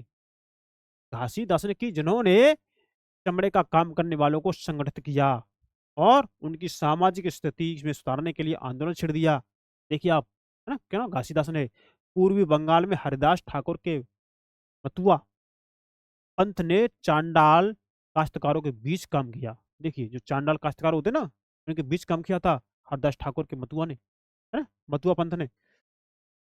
हरदास ने जाति व्यवस्था को सही ठहराने वाले ब्राह्मणवादी ग्रंथों पर सवाल उठाया। देखिए, है ना, हरदास ने जो जाति व्यवस्था को सही ठहराने वाले ब्राह्मणवादी ग्रंथ थे ना, उस पर सवाल उठाया।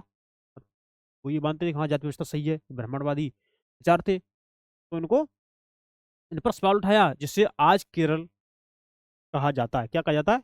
जिसे आज केरल कहा जाता है। वहाँ एझावा जाति के श्री नारायण गुरु ने अपने लोगों के बीच एकता का आदर्श रखा था। उन्होंने जातिगत भिन्नताओं के आधार पर लोगों के बीच भेदभाव करने का विरोध किया था ना। जो भिन्नता के आधार पर लोगों के बीच में जो भेदभाव होता है ना, उसका विरोध किया। उनके अनुसार सारी मानवता की एक ही जाति है। उन्होंने ये बताया कि सारी मानवता क्या है? एक जाति है ना। उनका एक महत्वपूर्ण कथन है, किसका? थोड़ा स्टेटमेंट है ना। देखिए कितने ध्यान से पढ़िए इसको। जैसे आप कहीं एग्जाम में आप मेंस लिखते हैं या निबंध आता है, या आप अपनी जानकारी के लिए इसे आप थोड़ा देख लेंगे तो देखो, ओरु जाति, ओरु मतम, ओरु देवम मनुष्यान। देखिए, है ना, यानी कि मानवता की एक जाति, मानवता की एक जाति और एक धर्म और एक ईश्वर है। अब देखिए कितनी अच्छी बात लिख दी उन्होंने। तो फिर क्यों ये ऊंच नीच छुआछात हो रही है ना। इस शरीर का जो आदमी शरीर है वो ये हाड़ मांस का ही तो है ना। सबका है तो उसका भी है, किसी भी जाति का उसका भी हाड़ मांस का ही होगा। तो वो कहने का मतलब है कि जहाँ पैसा कम पड़ जाता है ना, तो चीजें जो ना करनी चाहिए वो भी करनी पड़ जाती हैं। तो यही बात है ना। तो इस वजह से ये इन चीजों पर उन्होंने बोला है कि मानवता की एक जाति, एक धर्म और एक ईश्वर है ना।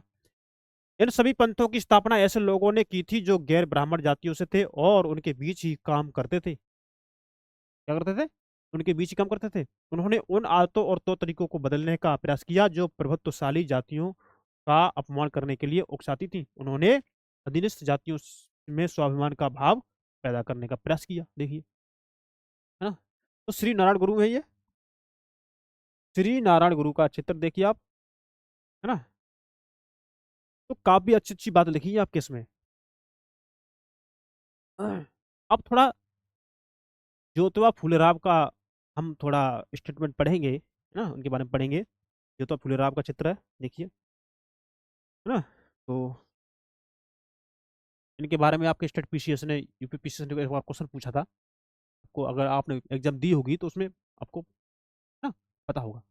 तो हर साल, देखिए, हर साल ऐसे जातिवादी क्वेश्चन पूछता है यूपीएससी। क्यों? वो अभी भी जानना चाहता है कि इसके बारे में बच्चे कितना पढ़ रहे हैं, कि अभी जाति पाति तो नहीं चल रही। जहाँ जाति पाति ज्यादा होगी तो वहाँ कहाँ विकास हो पाएगा। तो यही बात है। गुलामगिरी, है ना, इसको देखेंगे क्या है गुलामगिरी।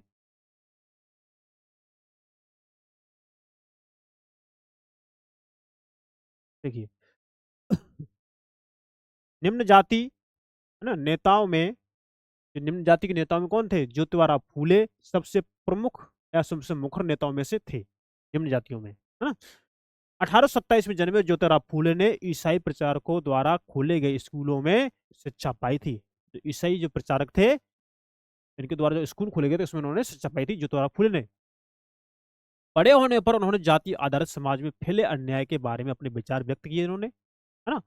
जब जैसे बड़े हुए, समझ हुई, तो जाति पर जो फैले हुए विचार थे उनमें क्या अपने व्यक्त, उन्होंने विचार व्यक्त किए। उन्होंने ब्राह्मणों के इस दावे पर खुलकर हमला बोला कि आर्य होने के कारण वे औरों से श्रेष्ठ हैं।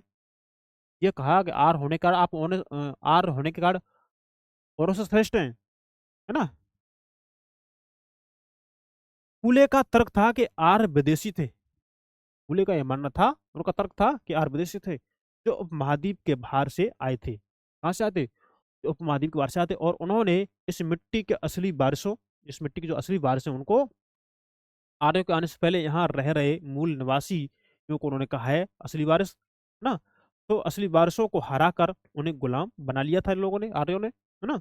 जब आर्यों ने अपना प्रभुत्व स्थापित कर लिया तो वे पराजित जनता को नीच और निम्न जाति वाला मानने लगे। ये उनका मत है ना?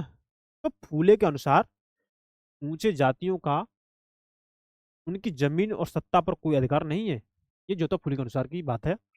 ये धरती यहाँ के देशी लोगों की, कथित निम्न जाति के लोगों की है। ये कहा ये धरती है वह ये ये धरती यहाँ के देशी लोगों की जो है वो कथित निम्न जाति के लोगों की है। उन्होंने कहा, फूले ने दावा किया कि आर्यों के शासन से पहले यहाँ स्वर्ण युग था। उन्होंने कहा कि आर्यों का जो शासन है इससे पहले कैसा युग था? यहाँ पर स्वर्ण युग था।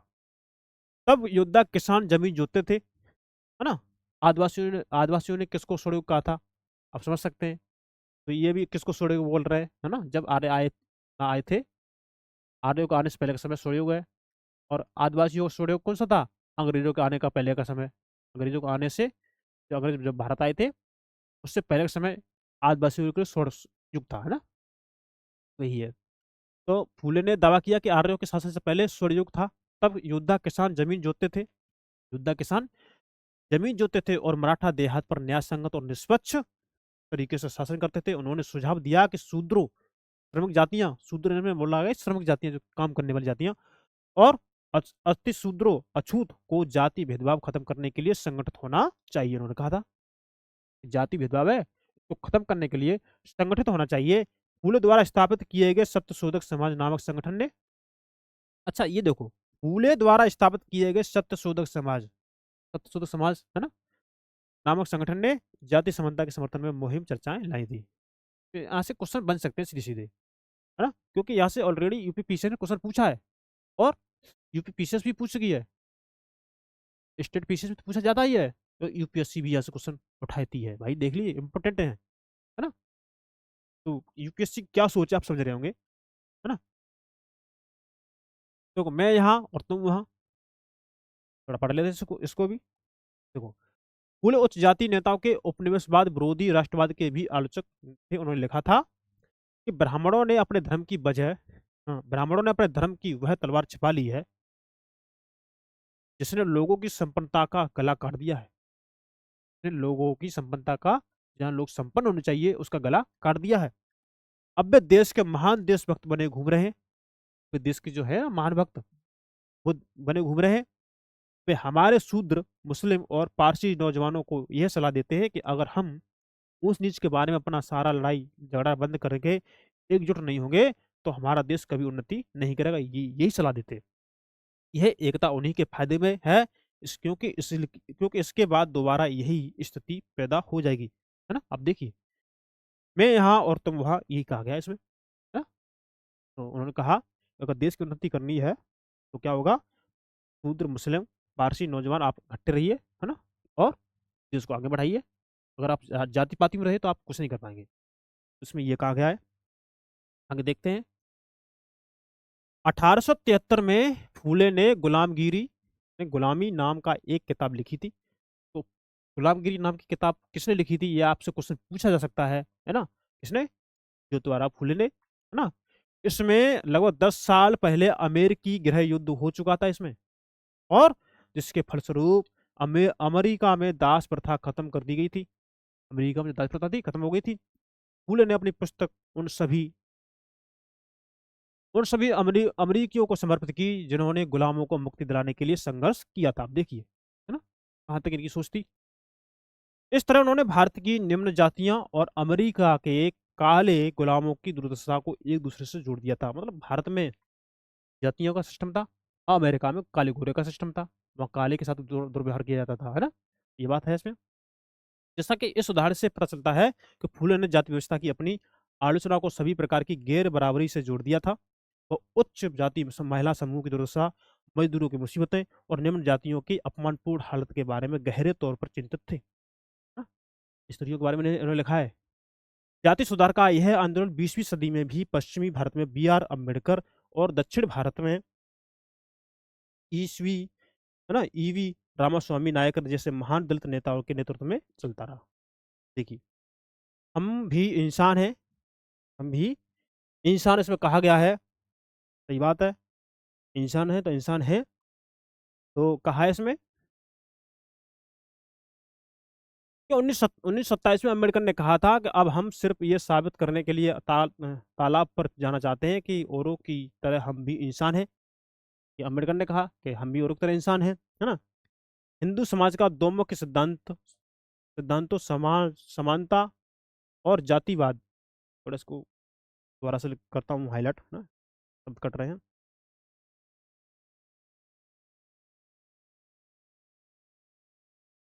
देखिए, समानता, समाज का दो मुख्य मुख्य सिद्धांत कौन से थे? समानता, जातिवाद की समाप्ति पर पुनर्गठन किया जाना चाहिए। क्या पुनर्गठन किया जाना चाहिए? मंदिरों में कौन जा सकता था? हाँ, तो ये थोड़ा चित्र 14 है ना, ये वाला, ये मंदिर को थोड़ा अभी देखेंगे हम। ये चित्र मंदिर का प्रवेश द्वार टॉमस डेनियल द्वारा बनाया गया। चित्र 1792 का, 1792 का, कब का? 1792 का। तो मंदिर प्रवेश आंदोलन से पहले अछूतों को इस तरह के प्रवेश द्वारों के आसपास भी भटकने नहीं दिया जाता था, है ना। भटकने नहीं दिया जाता था, इसमें थोड़ा मिस्टेक होगी लिखने में, देख सकते हैं। अब हम इसको थोड़ा देखेंगे, तो मंदिर में कौन जा सकता था, है ना, ये है, देखिए। अम्बेडकर एक महान परिवार में पैदा हुए थे। अम्बेडकर एक महार जो परिवार था, महार परिवार में पैदा हुए थे। बचपन में उन्होंने इस बात को बहुत नजदीकी से देखा था कि रोजाना की जिंदगी में जाति भेदभाव और पूर्वाग्रह क्या होता था, है ना। उन्होंने इसको बड़े अच्छे से देखा, अपने जीवन में देखा, अपने सामने से देखा, अपने आप में देखा उन्होंने। स्कूल में उन्हें कक्षा के बाहर जमीन पर बैठना पड़ता था, है ना। उन्हें सवर्ण बच्चे यानी ऊंची जाति के बच्चे द्वारा इस्तेमाल किए जाने वाले नलकों से पानी पीने की इजाजत नहीं मिलती थी। नलको, नल बोल होना चाहिए ना, तो वहां से पानी पीने की इजाजत नहीं दी थी। स्कूल की पढ़ाई पूरी करने के बाद उन्हें उच्च अध्ययन के लिए अमेरिका जाने हेतु फेलोशिप मिली। एक तरह से छात्रवृत्ति बोल सकते हैं ना। तो फेलोशिप मिल गई थी। 1919 में भारत लौटने पर उन्होंने समकालीन समाज में उच्च जातीय सत्ता संरचना पर काफी लिखा था। वहां से लौटने के बाद 19, अब देखिए, डॉक्टर बी अम्बेडकर भारत कब लौटे थे? 1919 में। ऐसा क्वेश्चन पूछा जा सकता है ना। तो उन्होंने क्या लौटने के बाद क्या किया? समकालीन समाज में उच्च जाति सत्ता संरचना पर काफी लिखा। क्या लिखा? लिखा होगा, क्या लिखा है, देखते हैं। सन 1927 में अम्बेडकर ने मंदिर प्रवेश आंदोलन शुरू किया। कब? सन 1927 में अम्बेडकर ने मंदिर प्रवेश का आंदोलन शुरू कर दिया था, जिसमें महार जाति के लोगों ने बड़ी संख्या में हिस्सा लिया। ब्राह्मण पुजारी इस बात पर बहुत आग बबूला हो गए। क्यों? कि दलित भी मंदिर के जलाशय का पानी इस्तेमाल कर रहे हैं। देखिए, 1927 से 1935 के बीच अम्बेडकर ने मंदिरों में प्रवेश के लिए ऐसे 3 आंदोलन चलाए। 1927 से लेकर 1935 तक के बीच अम्बेडकर ने मंदिरों में प्रवेश के लिए ऐसे 3 आंदोलन चलाए। वह पूरे देश को दिखाना चाहते थे कि समाज में जाति पूर्वाग्रहों की जकड़ कितनी मजबूत है, ये दिखाना चाहते थे।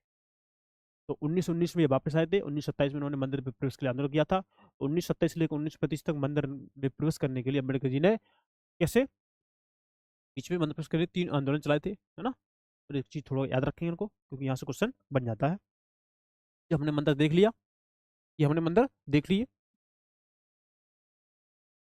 तो देखो, गैर ब्राह्मण आंदोलन देख लेते हैं। गैर ब्राह्मण आंदोलन है, देखिए। 20वीं सदी के आरंभ में गैर ब्राह्मण आंदोलन शुरू हुआ। कब? 20वीं सदी के आरंभ में तो गैर ब्राह्मण आंदोलन शुरू हुआ, है ना। यह प्रयास उन गैर ब्राह्मण जातियों का था जिन्हें शिक्षा, धन और प्रभाव हासिल हो चुका था। जिन्हें जातियों जिन्हें शिक्षा हो चुकी थी, है ना, और धन भी उन्हें मिल चुका था, उनका प्रभाव हासिल हो चुका था। उनका तर्क था कि ब्राह्मण तो उत्तर से आए उन आर्य आक्रमणकारियों के वंशज हैं। उन्होंने कहा था आर्य, है ना, आर्य उत्तर से आए उन आर्य आक्रमणकारियों के वंशज हैं, है ना। का तर्क था कि ब्राह्मण तो उत्तर से जो आए आर्य हैं, तो आर्य आक्रमणकारियों के वंशज हैं ये, है ना, ब्राह्मण, जिन्होंने यहाँ के मूल निवासियों और देसी द्रविड़ नस्लों को हरा कर दक्षिणी भूभाग पर विजय हासिल की थी। उन्होंने सत्ता पर ब्राह्मणवादी दावे को भी चुनौती दी थी, ये इन्होंने भी कहा है ना। पेरियार के नाम से प्रसिद्ध ईवी रामास्वामी नायकर, है ना, एक मध्यवर्गीय परिवार में पले बड़े थे। कैसा? मध्यवर्गीय परिवार में पले बड़े थे। तो आप ईवी रामास्वामी नायकर, है ना, रामा स्वामी नायकर, अब पेरियार बोलते हैं इनको। इनका फोटो आप देख लीजिए, तस्वीर, है ना। मैं उम्मीद है आपने देख ली होगी। तो अपने प्रारंभिक जीवन में वे सन्यासी थे। शुरू के जीवन में कैसे थे? सन्यासी थे, और उन्होंने संस्कृत शास्त्रों का गंभीरता से अध्ययन किया। बाद में वे कांग्रेस के सदस्य बने। बाद में क्या हुए? वे कांग्रेस के सदस्य बने, देखिए,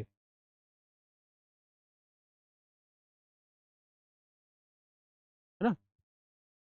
परंतु जब उन्होंने राष्ट्रवादियों का द्वारा आयोजित की गई दावत को देखा, जो भी उनकी जो कांग्रेस पार्टी, जो राष्ट्रवादी आदि लोग थे, तो उन्होंने एक दावत आयोजित की थी, है ना। तो उन्होंने आयोजित की गई एक दावत में देखा, क्या देखा? कि वहां बैठने के लिए जातियों के हिसाब से अलग अलग इंतजाम किए हुए थे। वहां भी जातियां, जो राष्ट्र पार्टी, राष्ट्रवादी थे, वहां जो पार्टी थी, वहां पर जो जातियों का आधार पर उनको बैठने का स्थान दिया जाता था, उसके बारे में बात की गई है। तो उन्होंने हताश होकर पार्टी छोड़ दी थी। क्यों? इस दावत में निम्न जातियों और उच्च जातियों के लिए अलग अलग बैठने का इंतजाम किया गया था, इसलिए मतलब वहां पे भी जात पाति अपना रहे हैं पार्टियों में, है ना, इसलिए।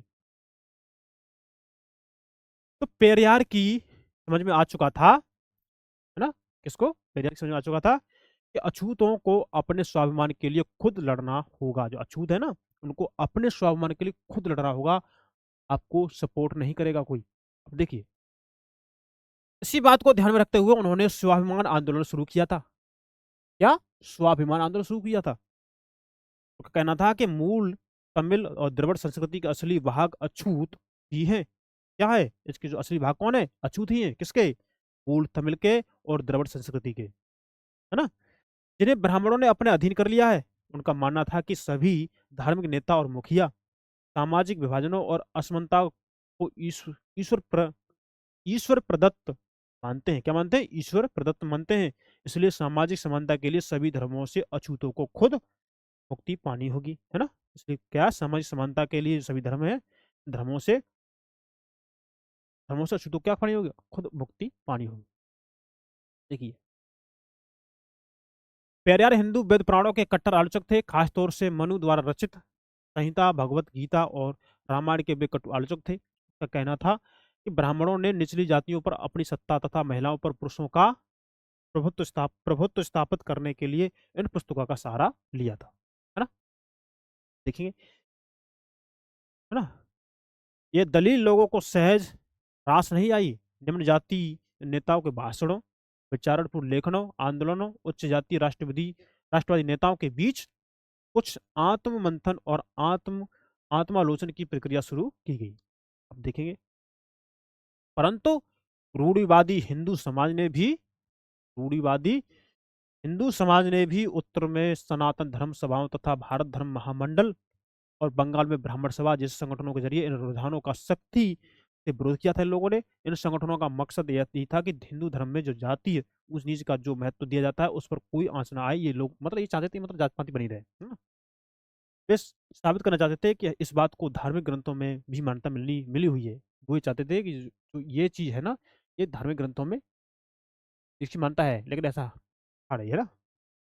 औपनिवेशिक काल के बाद भी जाति के सवाल पर बहस और संघर्ष चलते रहे, और ये आज भी जारी है, आज भी तीखी जारी है, लेकिन धीमे धीमे कम हो रही है ना। तो कोई चीजें बस एकदम दो दिन में नहीं होती, समय लगता है।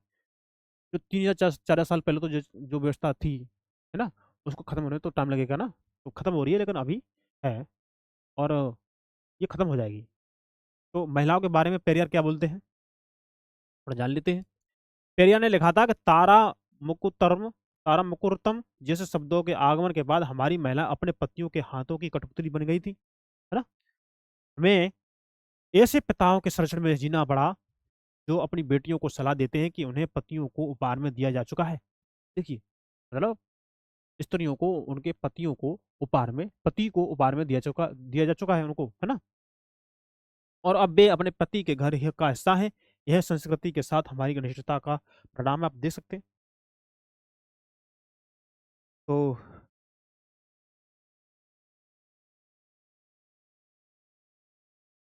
ये थोड़ा पढ़ लेते हैं, फिर ये हमारा चैप्टर खत्म हो जाएगा, है ना। मुश्किल से 5 मिनट का और होगा, इसे पढ़ ही लेते हैं इसको, है ना।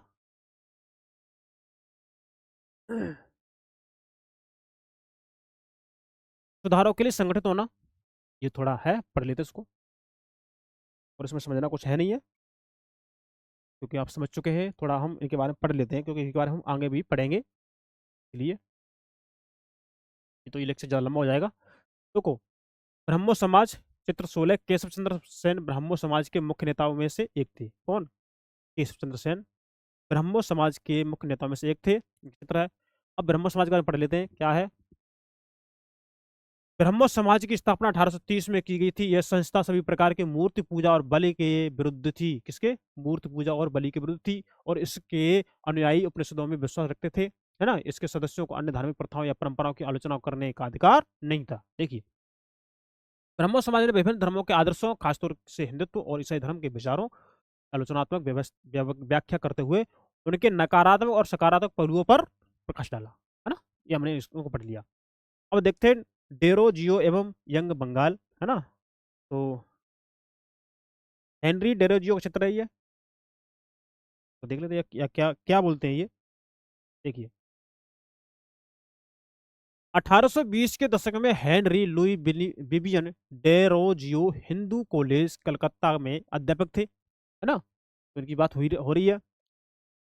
तो उन्होंने अपने विद्यार्थियों को आमूल परिवर्तनकारी विचारों से अवगत कराया, और उन्हें तमाम तरह की सत्ता पर सवाल खड़ा करने के लिए प्रोत्साहित किया। उनके द्वारा शुरू किए गए यंग बंगाल मूवमेंट में उनके विद्यार्थियों ने क्या किया?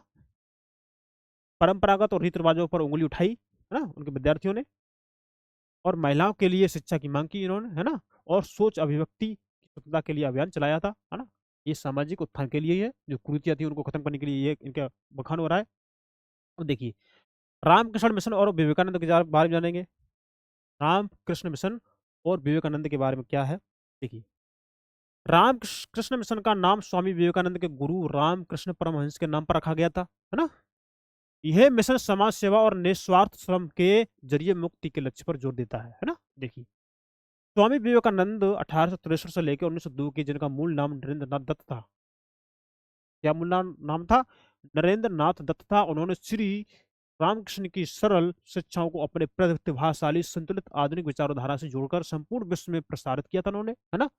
1893 में शिकागो में विश्व धर्म संसद में उन्होंने सुनने के बाद न्यूयॉर्क हेराल्ड ने विवरण दिया कि ऐसे विद्वान राष्ट्र में धर्म प्रचारकों को भेजना कितना मूर्खतापूर्ण है। वास्तव में स्वामी विवेकानंद आधुनिक समय के पहले भारतीय थे। अब देखिए, हाँ? हाँ? जिन्होंने विश्वव्यापी स्तर पर वेदांत दर्शन के आध्यात्मिक गौरव को पुनर्स्थापित किया, है ना। आध्यात्मिक गौरव को क्या किया? पुनर्स्थापित किया, वहां। लेकिन उनका उद्देश्य केवल धर्म की व्याख्या करना ही नहीं था। अपने देशवासियों की निर्धनता और दुर्दशा से उन्हें अतिशय दुख हुआ। उनका यह दृढ़ विश्वास था कि कोई भी सुधार तभी सफल हो सकता है जब जनसमूह की दशा उन्नत हो। अतः भारत के लोगों को उन्होंने रसोई घर के धर्म की संकीर्ण चार दीवारी से बाहर निकलने और राष्ट्र की सेवा एकजुट होने का आह्वान किया था उन्होंने। देखिए, इस आह्वान द्वारा भारतीय राष्ट्रवाद की प्रारंभिक व्यवस्था में उन्होंने असाधारण योगदान दिया, किंतु राष्ट्रवाद के बारे में उनका भाव संकीर्ण नहीं था। अब देखेंगे, है ना। उन्हें, है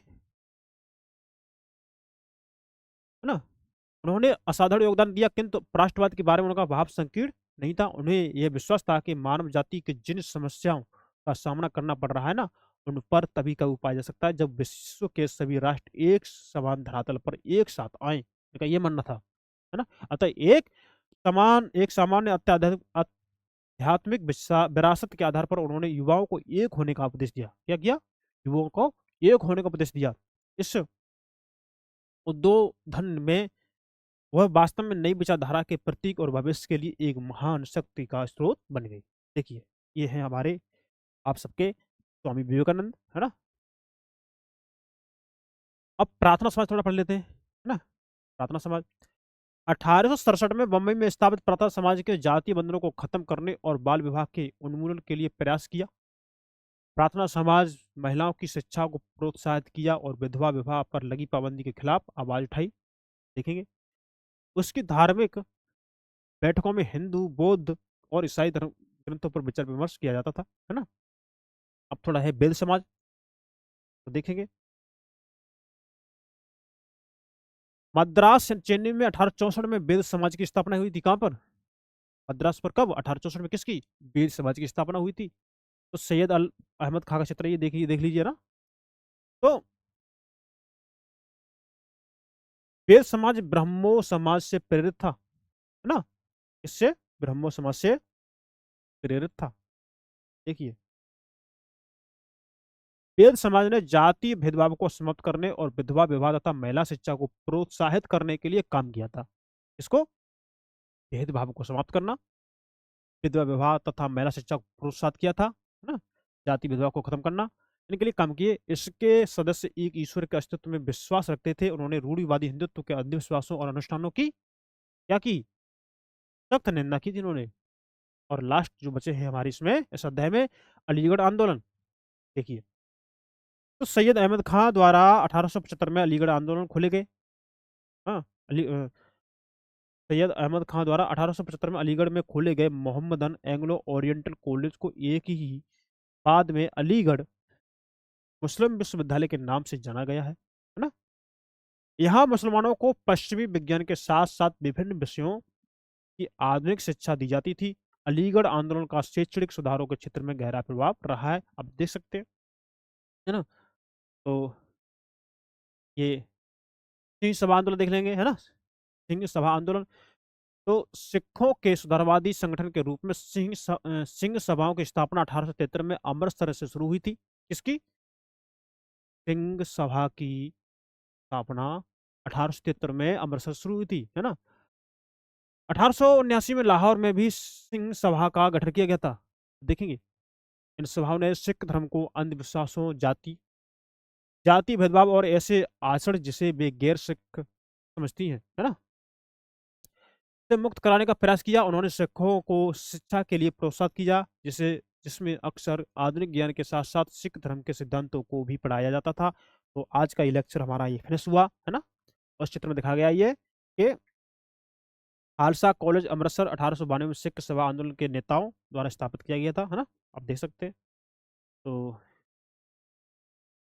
हमारा ये लेक्चर फिनिश हुआ आज का। अब इसमें एक लेक्चर बचा हुआ है जो अगले क्लास में होगा। एक अध्याय बचा हुआ है इसका एनसीईआरटी का 8वीं का। और फिर ये क्लास 8 की एनसीईआरटी आपकी फिनिश हो जाएगी, है। फिर हम नए सिरे से शुरू करेंगे क्लास 9th की एनसीईआरटी हिस्ट्री की। ऐसे धीमे धीमे हम अपने एनसीईआरटी को कवर कर लेंगे और ऐसे ही, है ना, अमूल ज्ञान को हम ग्रहण कर लेंगे। देखिए एनसीईआरटी में कैसी कैसी चीज दी गई है ना, समाज के बारे में बता दिएगा आपको। तो आप अपने स्वास्थ्य का ध्यान रखिए, अपनी जो 25 मई 2025 की डेट है उसको ध्यान में रखिए, है ना, और तैयारी करते रहिए। हम लोग आपके साथ हैं, है ना, आपकी जीत हमारी जीत है। तो हम आज के लिए इधर ही रखेंगे, क्योंकि आप, यदि आपको हमारा लेक्चर अच्छा लगता है तो आप कमेंट कीजिए, है ना, कुछ बताइए उसके बारे में।